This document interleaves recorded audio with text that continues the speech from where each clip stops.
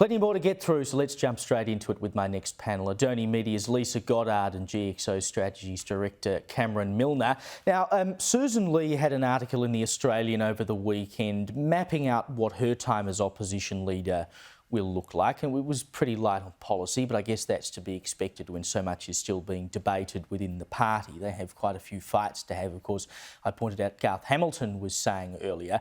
It did give a few hints though, such as this paragraph: we have lost the trust of women and we have not convinced younger Australians that we have a plan to provide a fair go for their generation. We need to focus on renewing the compact we have had with Australians who live in cities, helping them deal with a rapidly changing economy and rising prices. And Cameron, she's quite right on all of that, but the question is, do you go down the road of, well, we'll stick with net zero and nothing much will change, or do you actually say we need to have a shake-up to make it look like we're not the same as the other mob?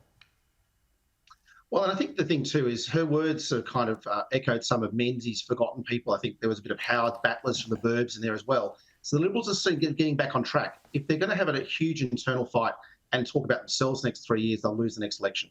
If they get back to being the party of low taxation, individual freedoms, and, as John Howard said over the weekend, aspiration, then I think they're going to be back on track. And if she's talking that sort of language, she's going to put Alba under a lot of early pressure going forward. Lisa, she talks about having lost the trust of women, but the question always is, how do you specifically win back women? You've now got a female leader, but I don't know that that in and of itself encourages women to vote for you. In some cases, you might say that it actually counts against you. Certainly anecdotally, there are plenty of women who'll say that. So how do you actually regain the trust of women? Caleb, if you and I can answer that tonight, we'll have jobs with the Liberal Party by tomorrow morning. Look, what I think is that they really need to start to look at, it's not just this women issue. We all have cost of living problems. Whether you're male or female, you were out there at the grocery store, you were all suffering at that price point. I just don't think they hammered home that message hard enough. And this idea, look, it's great that Susan Lee is now the first female leader of the Liberal Party. Great. I don't believe in quotas. I don't think that we should rejoice at the fact that we're celebrating this based on gender. However, she is there now. Whether that will be a turning point for voters and female voters, I don't know if it will. If you look to the US, if you look at the votes that Kamala Harris was getting compared to Biden, she actually had fewer female voters backing her in. So I don't know how much you can back in this idea that you put a woman in the leadership position and all of the women are going to follow behind like the Pied Piper and everyone behind her. I just don't think it's enough. They do need to come up with some policies that actually cut through. And yes, what she has said on the weekend, great. But it is such high-level messaging that if they don't find a way of making the average Australian go, you know what, that relates to me and I can see how that will change my life for the better, then they will stay out for the next 3-6 years or more. And you know, I tend to agree with Peter Credlin, of course, who said multiple times, look, the issues that women care about are fundamentally the same issues that men care about, because we're all living in the same world and we have the same households and the same families.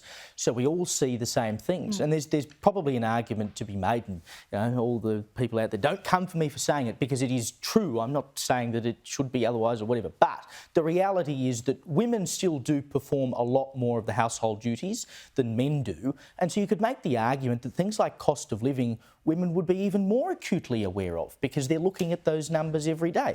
Anyway, if I can work it out or anyone else can work it out, we'll see where we go. Now, Cameron, you're in the UK right now. You've written in the Nightly today that the UK Labor Party is a warning for Australia's Labor Party and also a ray of hope for the Liberals. Why is that? Well, Keir Starmer and Anthony Albanese both scored about 2/3 of the parliament in the most recent elections. It's 10 months on. Starmer, though, is panicking. He's soiling the sheets of government, I wrote in my column today, because Reform won a by-election and won about 650 seats out of 1,600 in local councils. So Reform, Nigel Farage's party from the right, has taken Labor vote and taken Conservative vote and built themselves as a second force against Labor. There are people in Labor now talking about not being at government for 2 or 3 terms. They're talking about losing in 4 years' time, because red wall Labor seats are going to Reform, and Keir Starmer is seen as someone who's weak and not up to it. That sounds familiar probably to a lot of viewers with Albanese as well. So the lesson for Labor isn't how many seats you won only 2 weeks ago. It's what voters think of you on a daily basis. If you lose the trust of voters, you're going to lose the next election. Quite right. Now, the super tax, newly minted Assistant Treasurer Daniel Molino has been trying to sell the policy. He says that it doesn't affect that many people. Well, I think at the heart of it, we're talking about accounts that have gone above a certain threshold, very, very large accounts, a very small slither of accounts. And so I think what we're really at here is whether or not those accounts should receive full concessional treatment or slightly less concessional treatment. And Deputy PM Richard Marles has even gone as far as to call criticism of the policy a smear campaign.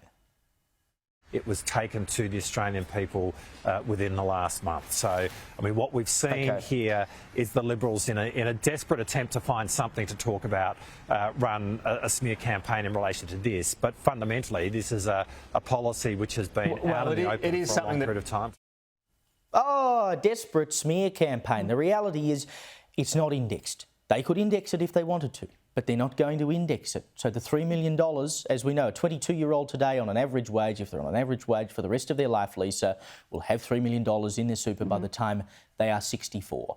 If it was really about being fair, you'd index it. You can't call it a smear campaign.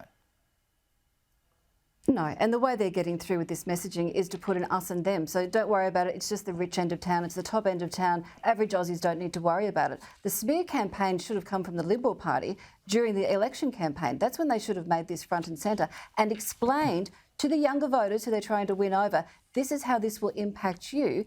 As you put your money into super now, by the time you retire, this is how this will impact you. But they didn't do it. They didn't play the long game and explain it to the younger voters that they need to win across. And so right now, Miles can stand there and say, well, you know, you're throwing mud, but really there's nothing you can do to stop it. Cameron, very quickly.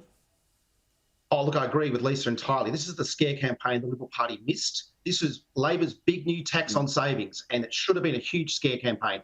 And for the Corio kneecapper to be crying foul, I mean, goodness me. I mean, this guy's finishing off his ministerial mates, so he's playing it pretty hard anyway. But no, this is a Liberal scare campaign that should have been in the election, and Lisa's absolutely right. Lisa, Cameron, thank you for your time.